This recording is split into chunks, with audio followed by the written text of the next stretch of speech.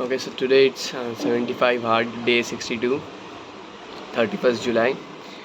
I'm reading this book, and if I find anything worth highlighting, I would mention it in the video. Today I would start reading from page 173. So let's start. Okay, so this portion from the page 181 about time management. First, the author gives us what are the problems with first generation, second generation time management systems, and then he tells us that why a third generation time management system is better than both of them, and then he tells us how it lacks. So first, how it is better is that it is a significant step forward.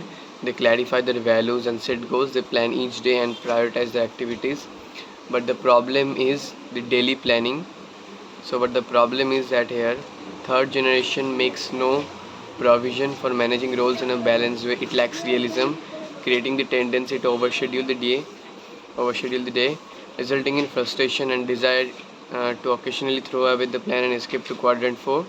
And its efficiency, time management focus tends to strain relationship rather than build them. So this is the problem that I had with my daily planning. So let's see what the fourth generation thing he suggests, and I will try to implement that. So after I read this fourth generation thing, I think I have to do some chores, and then in afternoon I would get back to it. Okay, so that's that. And first, author tells us about the focusing on our four quadrants, the quadrant 1 2 3 4. Quadrant 1 is important and urgent, quadrant 2 is important but not urgent, quadrant 3 is urgent but not important, and quadrant 4 is neither urgent nor important. Quadrant 3 are activities such as which seem important but are not important, like maybe some phone calls you have to make, or some interruptions, some meetings, proximate pressing matters, popular activities. So these are activities that seem urgent but not are not.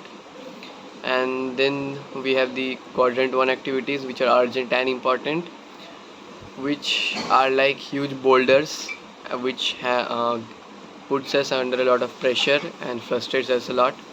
And then there are quadrant 4 activities which are neither important nor urgent, which are basically leisure activities like playing video games, time wasting, like trivia, busy work, some mail, some phone calls, time wasters, like that, those.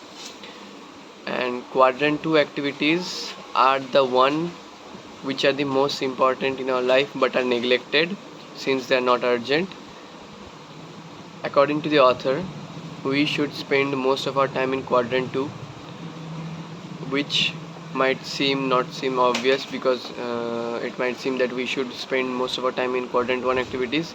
But the thing is that procrastinating quadrant 2 activities leads to the rise of quadrant 1 activities. So if we do the important things when they are not urgent, we won't have urgent important things, and after that, and we might have some unavoidable quadrant 1 activities which we then have to do. And we then, if after doing all the quadrant 2 activities, means doing a considerable amount of progress in a day, then we should can waste our time in quadrant 3 and quadrant 4 activities. That's what the author tells us. So here authors gives portion about what happens if we spend most of our time in quadrant 1 activities. Quadrant 1, so the results are stress, burnout, crisis management, always putting out fires. If we spend most of our time in quadrant 3 activities, the results are short-term focus, crisis management, repetition, chameleon character, seeing goals and plans as worthless, feeling victimized, out of control, shallow or broken relationships. And if we are only focusing on our time in quadrant 3 and quadrant 4, the author calls us irresponsible, living irresponsible lives, having no responsibility, fired from jobs, depending on others for institution for basics. but the ones who focus most of the time in quadrant 2 activities are the one who are actually making significant amount of progress in their lives. The author points out some points like vision, perspective, balance, discipline, control, and few crises. So that's what author tells us. Author tells us to plan our day properly and focus on quadrant 2 activities. So let's see. So on page 82, the author mentions the quadrant 2 tool. So in the afternoon, when I'm making my 4th generation time management planner, I would focus on this portion to make the planner. This is in page 182 of the book. So let's read and see what it is. So today I end my reading on page 183.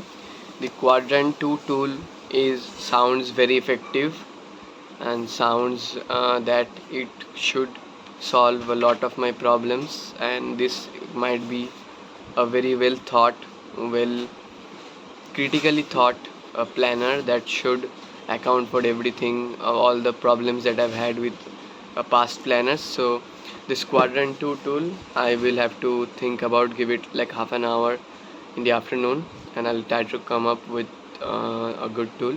So that's what I'll do. And I also wrote my mission statement, which is first mission statement. So I would try to keep it in my notes, and I'll try to make a separate section of notes just for all my personal development, self-development things. So yeah, and I'll try to review it whenever I can. So that's right, and from next day I'll start reading from page 184, which will add on the planner, I guess. So yeah, so that's it. Meet you next day. Today was day 61. Today was day 62. Today was day 62, 31 July. So signing off.